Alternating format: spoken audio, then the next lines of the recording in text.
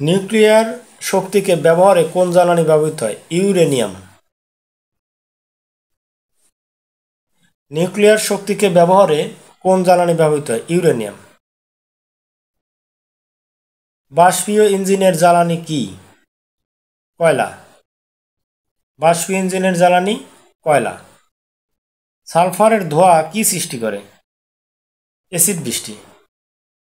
সালফারের ধোঁয়া কি সৃষ্টি করে? অ্যাসিড বৃষ্টি। প্রাকৃতিক গ্যাসের মূল উপাদান কি? মিথেন। প্রাকৃতিক গ্যাসের মূল উপাদান কি? মিথেন।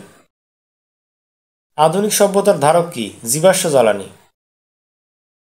আধুনিক সভ্যতার ধারক জীবাশ্ম জ্বালানি। জিওথার্মাল কোন শক্তির উৎস? নবায়নযোগ্য শক্তি। জিওথার্মাল কোন শক্তির উৎস? নবায়নযোগ্য শক্তি।